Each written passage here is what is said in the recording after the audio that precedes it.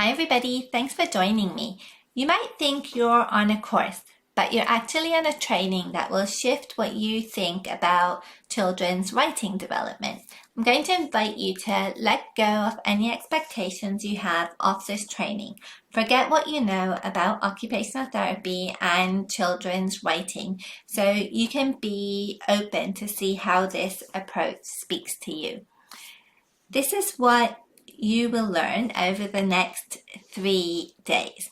On day 1, we're going to look at where to start and which skills to develop to help your child who resists writing so that they are more willing and more comfortable with their bodies to approach writing. On day 2, we're going to look at how to develop confidence and motivation so kids are more interested and willing to write and even enjoy it. And on day 3, we are going to look at how to build the sensory and motor foundations for stronger fine motor skills coordination. I'm going to share some really valuable and practical content with you, and it would be a disservice to you if I didn't share how you can work with me to help your child even more. So at the end of this training, I will tell you about my Roadmap to Writing Skills program starting again soon. I'm Manira. I'm a pediatric occupational therapist of 22 years. I had my first job in California where I went there because I was chasing after sensory integration experts to train and to work with. And I then moved to New York, New York City, where I worked in the early intervention program and different schools and sensory integration clinics. And I have now been in London for the last 11 years. I could tell you about all the sensory integration gurus I've trained and worked with while in the US, the amazing courses I've taken over there and the brilliant kids that I have learned from over the years. But my biggest influence has been my own child. I've had to work with many professionals since he was born, and the only ones who have really stayed in our lives have been those who have helped me as well. And this is why it's my mission to help parents to help their kids. Us parents need to be supported so that we can better help our kids. And this is why I do what I do. I help parents help their kids, and I help kids to feel more confident and comfortable in their bodies. So if you stay to the end of this training, let me know and I'll send you a video demonstration of some fun hand strengthening activities that are not Play-Doh or putty. And so just let me know and I will do that. So what do you think is the best way to improve writing?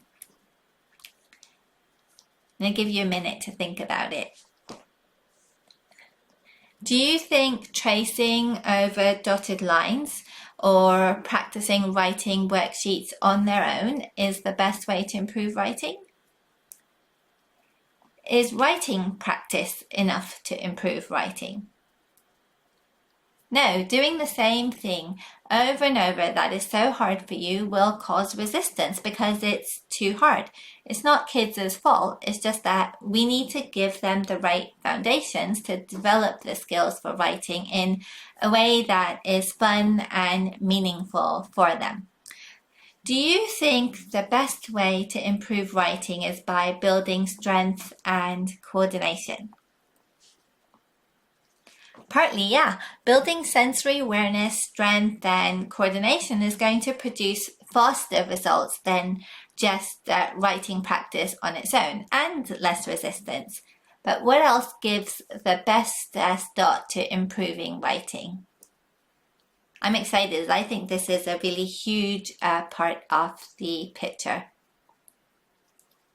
Ta-da! The best way to develop writing is through emotions, feeling confident and secure with what you're doing, and by developing motivation or a desire to want to write first.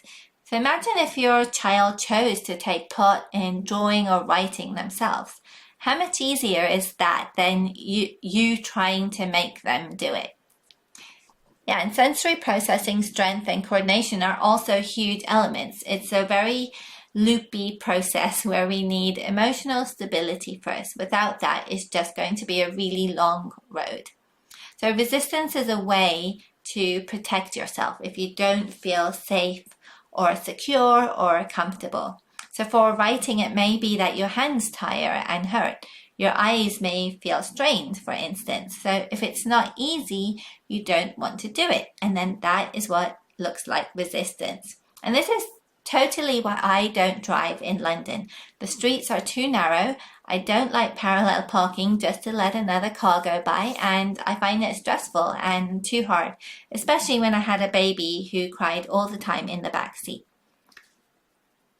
So pushing kids to write more without having the right skills in place will hurt their confidence. So what do we do to help? Okay, so stay with me. I'm going to first show you my process to figure out where to start. And as we go along in this training, I'm going to also show you some activities to get started on. So now we have established kids always have a reason that they're resistant to writing.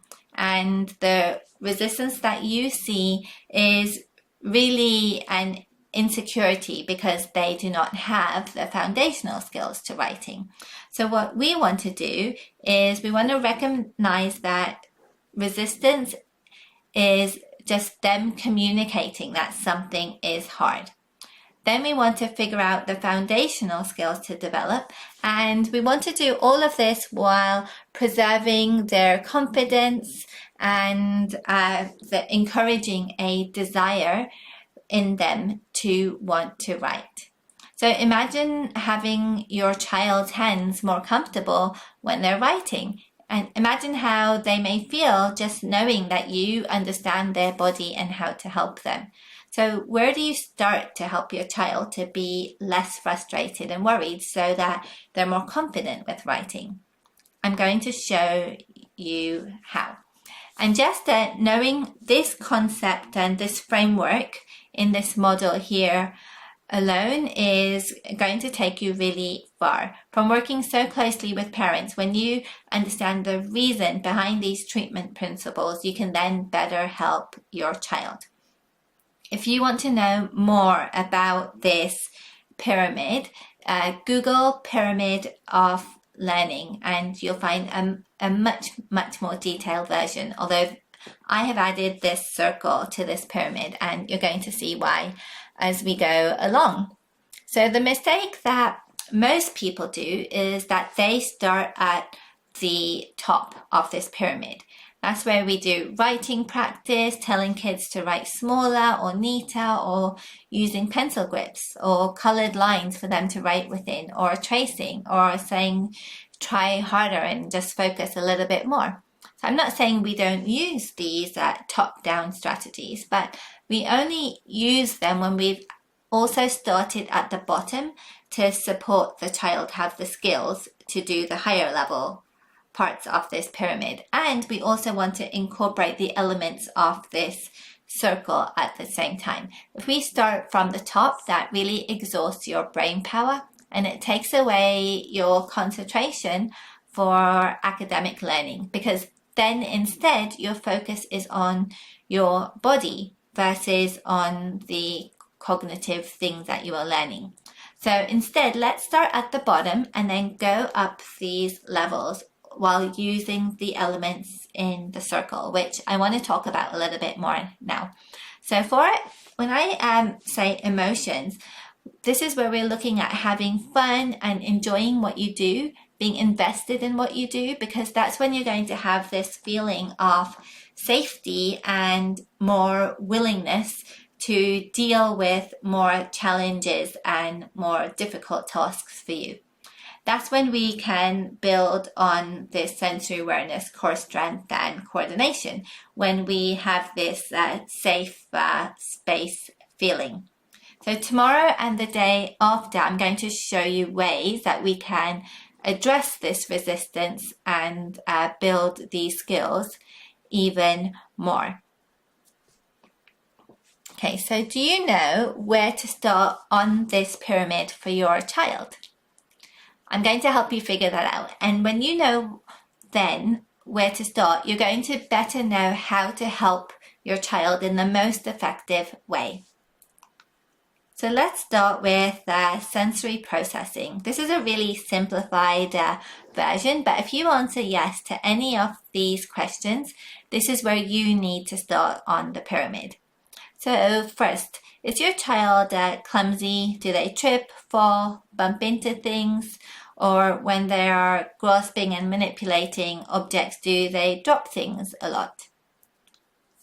Can they sit still or focus? Or are they always on the move? Or on the other hand, are they too cautious when they are moving? So they avoid doing physical activities because they're not so secure with their body. Do they press too hard on their pencil, or do they press too light on their pencil? Is it difficult for them to follow spatial words or spatial concepts and position their bodies according to that? And how is their gross motor and fine motor coordination? So if you have said yes to any of these questions, that this is where you need to start. And to be honest, I've hardly met children where we do not start over here. So next, let's go to core stability. Does your child slouch or slump over? Or do they W sit where their legs are kind of angled out to the sides? Or do they side sit where both legs are angled to one side and you lean over to the other side? And when sitting, do they have to prop or put one hand down on the floor to support themselves? Do they have to lean on the wall or other people a lot? And when they are drawing or writing, do they lay their head on the table like this? Or do they prop their head on their hand like this? And do they get tired easily? So did you say yes to any of these questions? If you did, these are also areas to work on as well. So next, let's look at fine motor skills. How is your child's pencil grasp or grasp on small objects? Do they have a weak grasp or an awkward way of using their fingers to hold on to objects? And do they have an established hand dominance if they are, let's say, 4 or 5? Are they clumsy with their hands? Do they drop objects? And do they tire easily from writing? So if you've said yes to any of these questions, these are also areas to work on. And lastly, let's look at how is their visual motor skills. How are they with doing drawing, writing, and cutting activities? Is it difficult for them to draw lines or shapes and letters or to size their letters? How are they with target games, with throwing, catching, and kicking? Or doing playing sports? Do they get distracted easily when there's stuff going on around them, or in a class or room with more things on around them? And do they lose their place when they are reading or writing? So if you've said yes to any of those questions, this is also another area to work on. But wherever you said yes to the questions, you're going to start at the bottom and work on going up. So now you know where to start, and imagine having these skills in place and the impact that it could have on writing.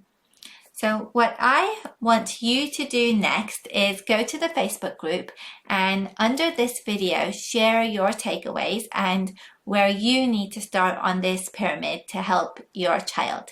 And if you have any questions, please ask away in the group. I will help you there.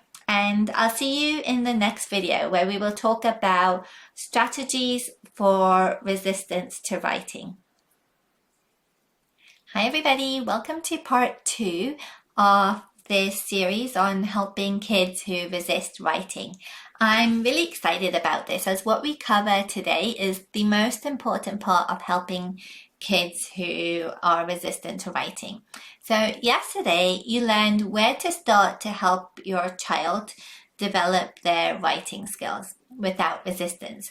Today we'll talk about the outer circle of our model, and I'm going to show you 3 strategies with activities to decrease resistance for writing and start building writing skills.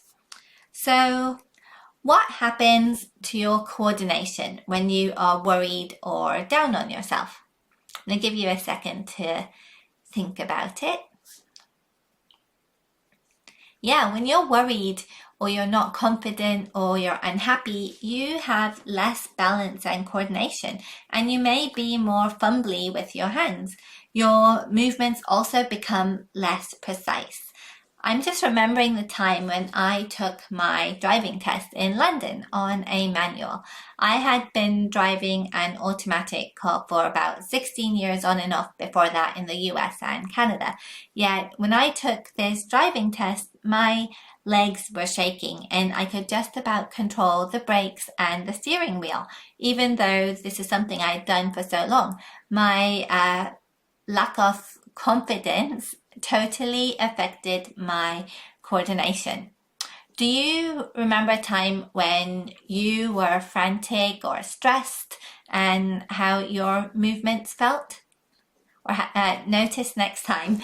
And I bet you probably have some stories too. But there is also research which shows that those with mental illnesses or emotional challenges have, when tested on standing on one foot, they have a decreased standing balance. So this is why we want to start in a place of feeling secure and wanting to write versus forcing writing while being anxious. Most people who contact me or when polled on my Facebook group wanted to know how to help their kids who resist writing in a way that's not going to turn them off. And that's what we are going to do today. I'm going to tell you about this diagram and then share 3 strategies to help with this mental block you get when resistant to a task. So let's quickly talk about stability for mobility. Can you tell my son drew this diagram? He insists he's part of my OT for Kids team, and actually some of the slides on this PowerPoint presentation have been chosen by him. So, okay, so stability leads to mobility. And what I mean by stability is that you have this stability in your core muscles and in your shoulders and in your hips. And when you have this steady base, this allows for better movements in your arms and even in your legs down to your toes. So once we have this stability in our body, we can then have better coordination in our hands.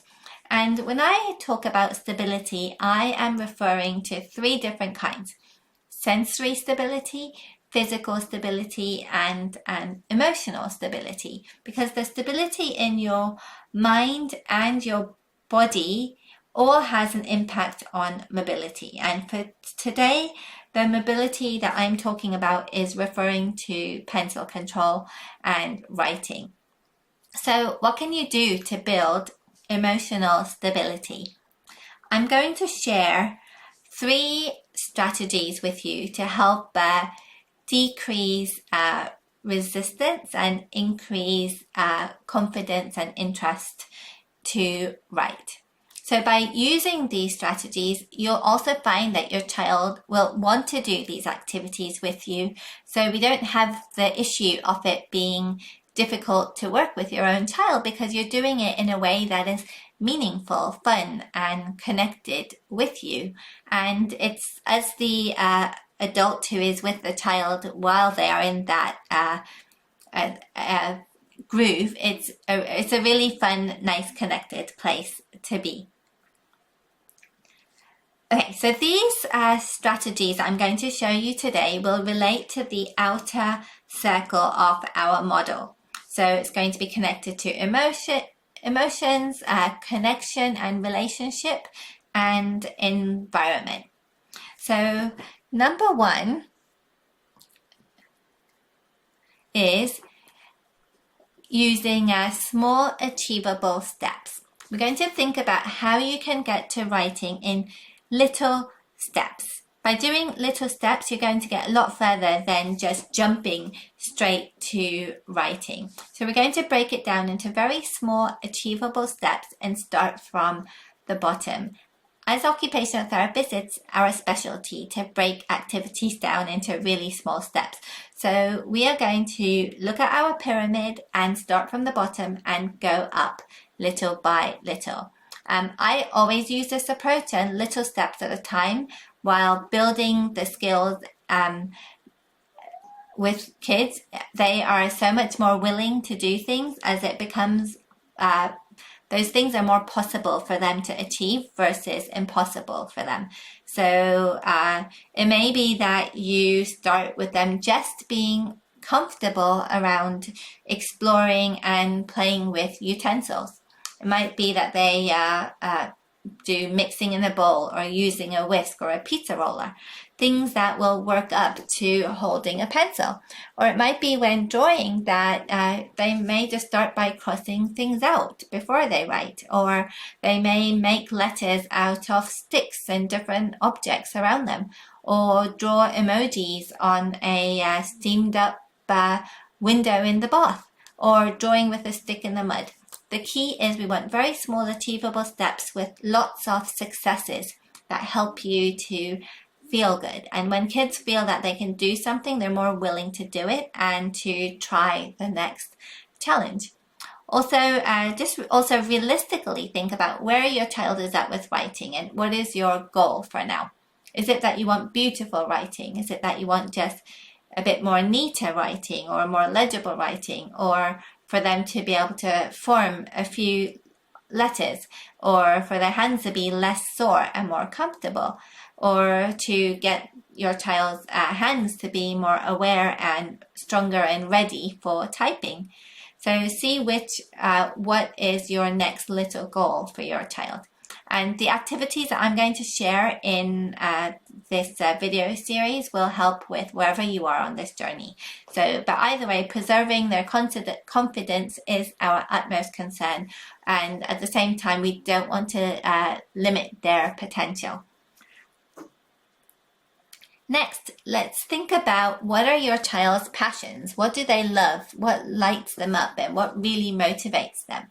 And then you want to join in with them. When you do fine motor drawing or writing activities, we're going to do it around their passion, interest. We want them to be motivated and to also to have meaning and value in what they do.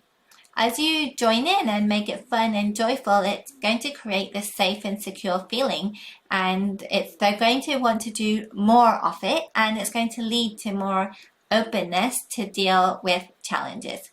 So when you're in that safe groove, that's when the brain starts to learn that it can do these things while having fun without it being stressful. So who better to get into that safe space with than your own parent? This is why us parents are in such a great position to help our kids develop tricky skills. And also, isn't it so joyful and special to be in that fun groove with your child? Okay, so this is the last one and another really big one. We want to change the environment. We want to jazz things up. So let me explain. When grown-ups and kids are resistant, it actually becomes a habit to feel that way. You could just bring out the pencil and the resistance will begin. The pencil or the paper or the person who even instructs the writing almost become a cue for that resistance. So we know that there is always a good reason for resistance to writing, but it also becomes a habit to feel this way, and that will create this mental block. So let's look at how we can change things up in the environment so we don't have the same stuff out to cue the resistance. So how can you change what you do about writing and drawing? So 1, do you have to sit at the table? Could you do it in a tent outside on the sofa? Under the table even. You can make it really silly and humorous, so there's an element of fun to it. Or you could even sit in the tub. 2nd, do you have to use a pen or a pencil? You can write with something different. You could use funky pens, different shaped crayons, or a nail varnish brush, a paintbrush, a stick in the mud, or writing with your finger in the back or in different textures. And lastly, do you have to write on paper? Can you write on something different?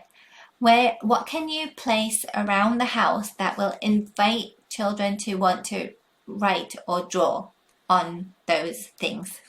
So this is something that I have in my clinic that kids really enjoy. It's a really big chalkboard and there's a bucket of chalk in front of it. So it invites kids to want to draw on there. And because it's just out there in the open, kids, they choose to doodle and draw on it themselves. So this is really easy to make at home with a piece of wood and chalkboard paint. Or you can also paint a door or a wall at home, and I recommend the bigger the better. If I had a choice, I would have a whole big wall that was a chalkboard wall at home. And upright surfaces are really helpful for fine motor skills as well. So if you just try lifting your wrist like this, and then just feel what happens to your fingers. Do you notice that it kind of activates these fingers here? Yeah, so that's why when you work on an upright surface, it helps to activate your pencil grabbing fingers even more. So not only is it fun, but it also builds fine motor skills. And for some children, if they find a blackboard too difficult, you can use a whiteboard if that is smoother and easier. Next, you can also leave little chalkboards and whiteboards around the house, and you can leave notes for each other, or drawings, or emojis, or arrows, or and then you could also use a clipboard if you go out and about. And what about post-it notes? Who doesn't love post-it notes to leave funny messages in, to write or draw or around the house, and also to take out and about with you? And you can also write on loo rolls. You can sit inside a big cardboard box and write on the inside of it. You can even write on a banana.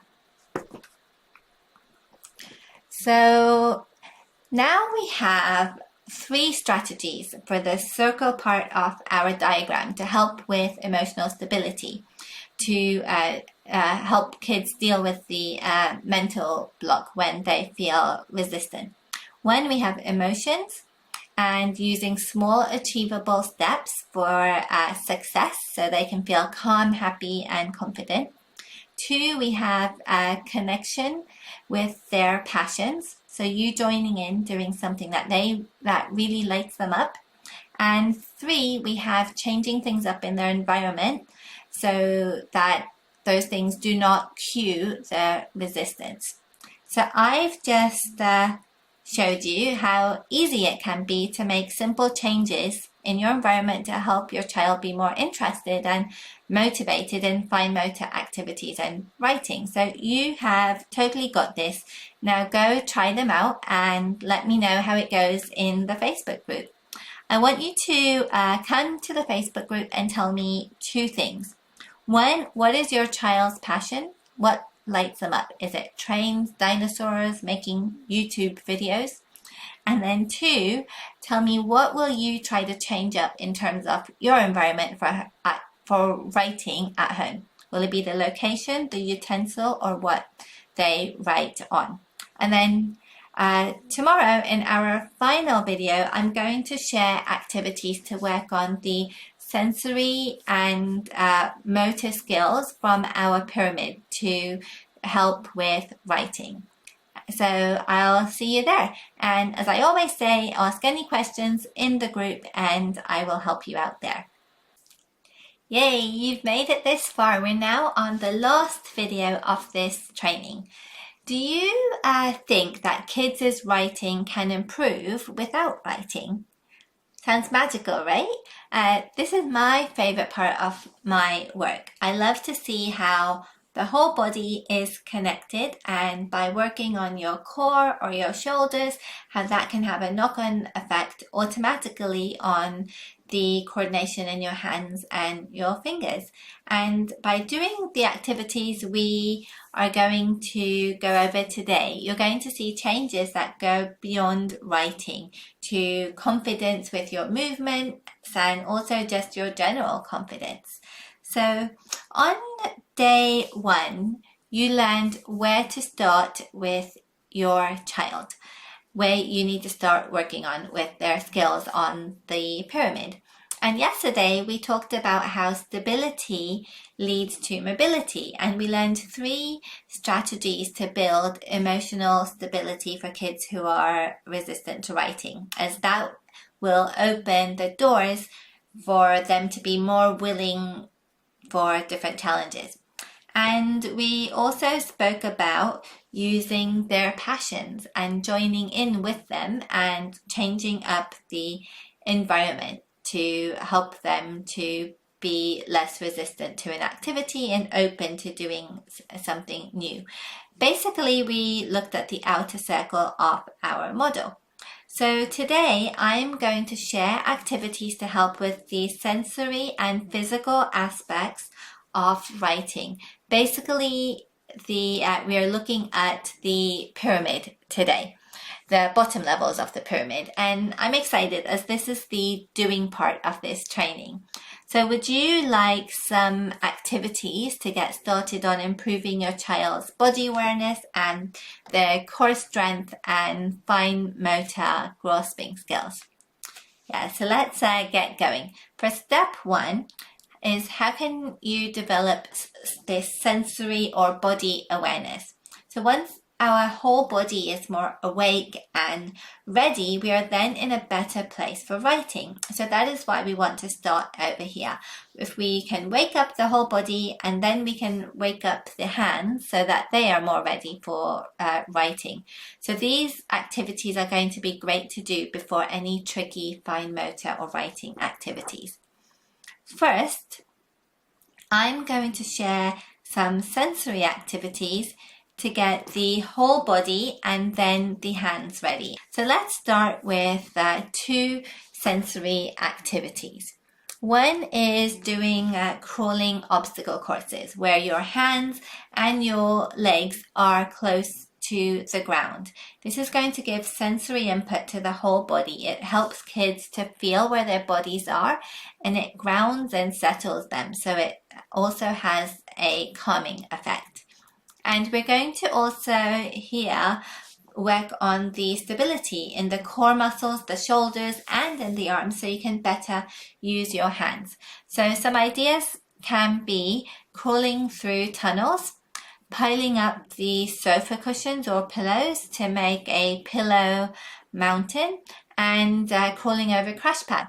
And you can make a sequence of lots of crawling activities to have an obstacle course, and then you can incorporate a game by using your child's interest. So it might be that you take toy animals from one side of the obstacle course to the other side, and you can make a story out of it and take food to the animals or the animals to the food. Or you may take cars from one side to the station on the other side. Next, we can look at doing a sensory warm-up to the hands. And for this, you can look at doing treasure hunts. So where they may find small objects hidden in a box of rice or beans or sand, or you can even draw with your finger in these textures. Or we can also use Play-Doh, clay. I've been using Fimo with my son lately. So you can use Play-Doh, clay, Fimo, putty, or even foam. And you can hide coins or little objects inside of it and then find it. So these are really great activities to do before writing. So I've just shared a tiny bit with you of what I show parents in my Roadmap to Writing Skills program.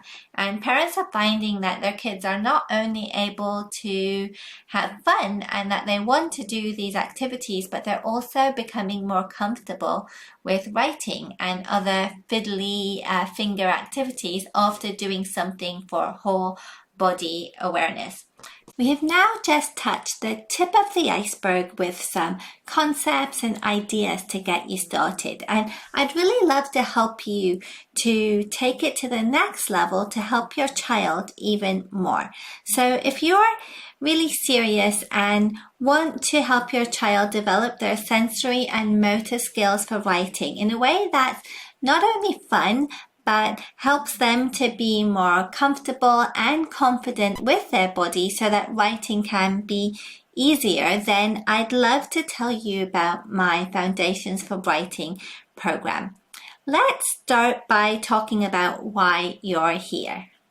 Maybe you're frustrated that your child is frustrated and they're losing their self-esteem and confidence and feel like they are bad at writing and fine motor activities. Or perhaps it's hard for you to see your child struggling to keep up with homework or schoolwork and you're worried how they'll keep up with their learning. And maybe you're not sure where to start or how to help them. Maybe you'd like someone to help you figure it out and guide you along the way. Or maybe you have read or heard how working on these underlying skills for writing has helped other families and their kids. And you'd like to see how that can be for your child too. Well, how can you develop these foundational skills? You have a choice. You can do it the slow way by trial and error through searching on Google and following some of what I've showed you in this training. Or you can do it more quickly, effectively, and with expert OT help along the way with my Foundations for Writing program. This is a 10-week step-by-step treatment program to improve your child's foundational skills for writing while getting live OT support along the way.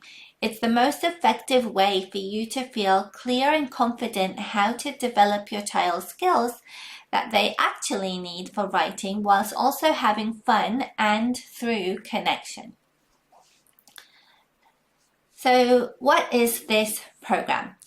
It's a 10-week treatment program for children who are 4 to 13 years of age. You get bite-sized video tutorials of the topic of the week, video demonstrations of activities with different variations to suit children at different stages. And I have my son, it helps me to demonstrate the activities to you so that you know what to do with your child as well. We have 5 live parent Q&As or parent coaching sessions for you to come and share your questions or brainstorm through anything that you need help with. And there is a private Facebook group for you to ask any questions along the way, to share how things are going with you, and to be supported and be with other like-minded parents like you. And you have 10 weeks access to this program. So imagine being clear what your child needs help with, where to start to help them, and having steps to go through to develop the skills that they need. Imagine feeling less worried and relieved that you're helping your child now versus waiting longer for them to struggle even more. Or imagine not having to stress about waiting for OT to start, or wondering if you're going to get OT, or what is the OT doing with your child at school, and knowing that you have done what you can. Imagine having life support at your fingertips by an expert OT, so that if you have any questions or need any support, you just post in the Facebook group and get advice there. I regularly come into the Facebook group to support you there. And imagine being part of a community with other like-minded go-getter parents who are going through similar things as you, versus feeling that you are alone.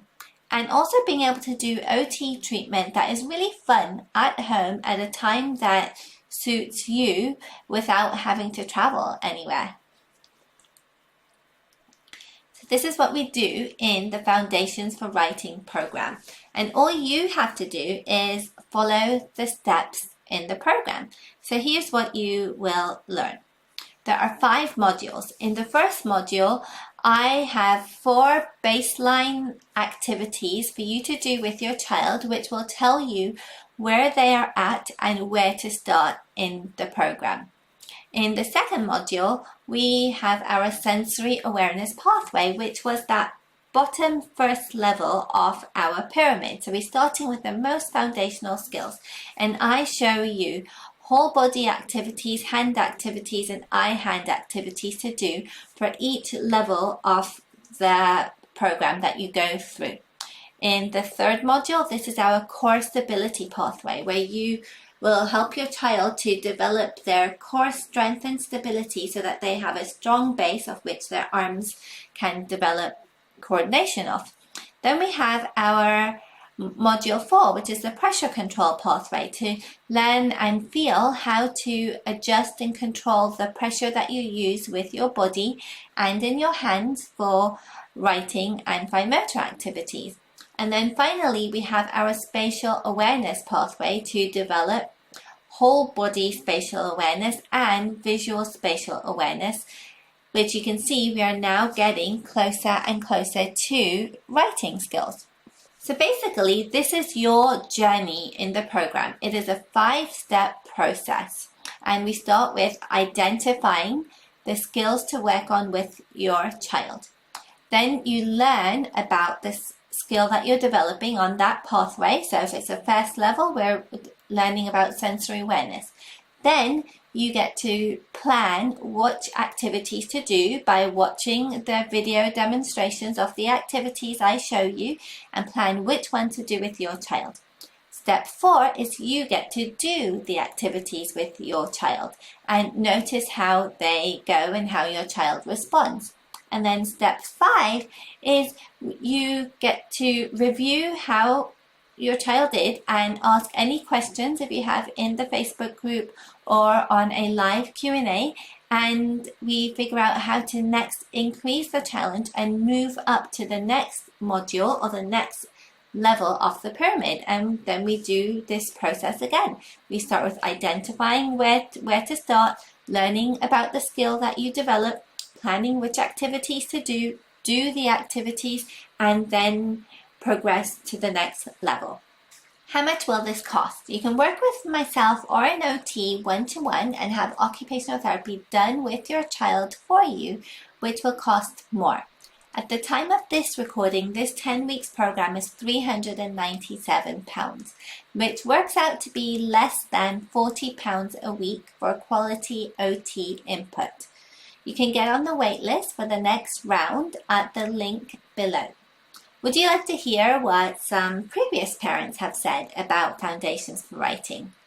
Well, here are a couple of stories. This mum said that this course has been fantastic. I now understand so much more of what my child needs and how to set up genuinely fun activities that help him feel so much more comfortable and develop the foundational skills he needs for life as well as writing.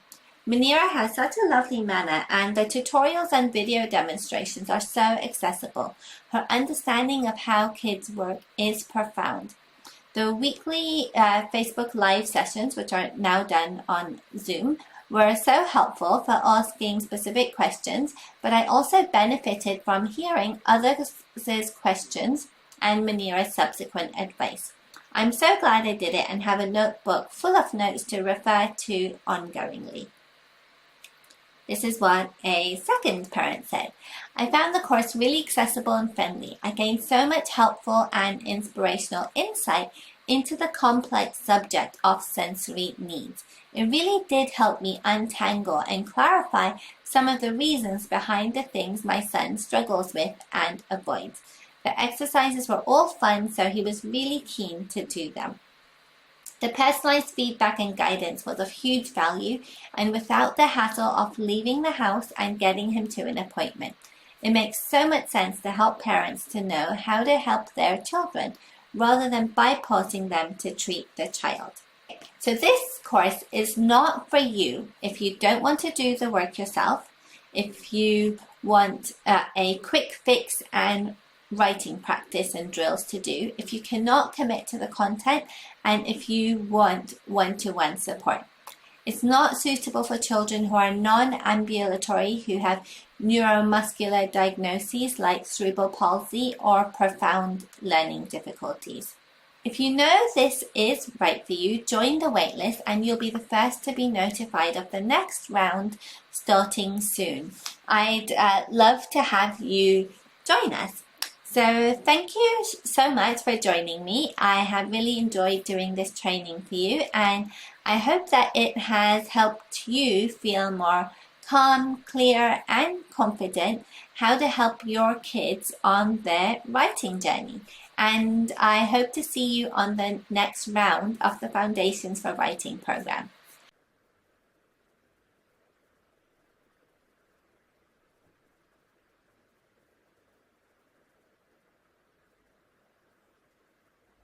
We have now just touched the tip of the iceberg with some concepts and ideas to get you started, and I'd really love to help you to take it to the next level to help your child even more.